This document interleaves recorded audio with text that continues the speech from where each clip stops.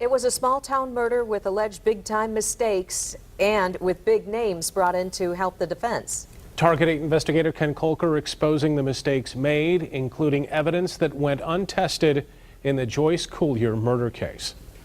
It was a former FBI agent hired to help the defense who said he found major flaws in the original investigation, like what police did or did not do with the tooth and fingernails, including a fake nail found under the victim's body and hair found on her underwear. Whose fingernails were they? Good question. And they weren't tested.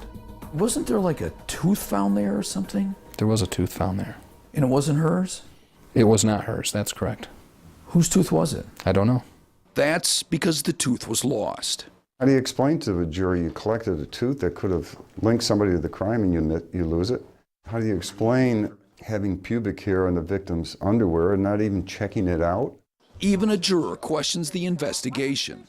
It just seemed like there wasn't a deep enough investigation. But I trust the people that worked on that end of the case, and in their opinion, for whatever that reason was, those things weren't tested. You kind of wish they were? It would have been nice, you know, knowing that the defense wanted to hang their hat on that as part of the defense.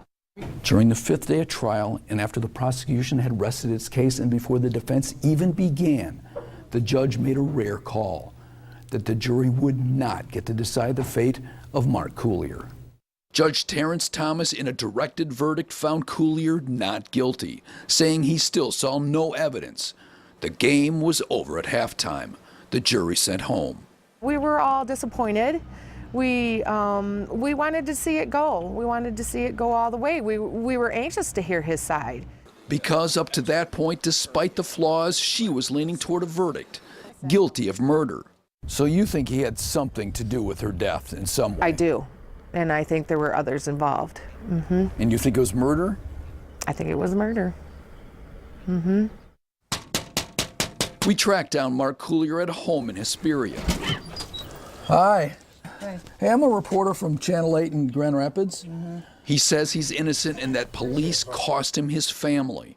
They should have done their job back then. Yeah, they didn't do their job. They just pointed a finger. Yeah. People told them some fetched up stories and they went with what they said instead of listening to the stories that would have helped me.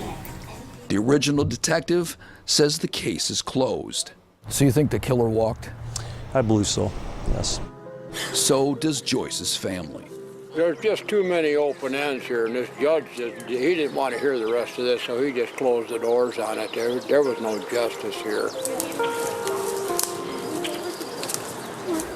That's Ken Colker reporting. The judge in this case refused our repeated requests for comment. The state police, in a written statement, called its investigation thorough. Today, the Attorney General's spokeswoman sent us this statement. We're quoting here. The jury had a right to deliberate and make their own conclusions about the compelling evidence in this case.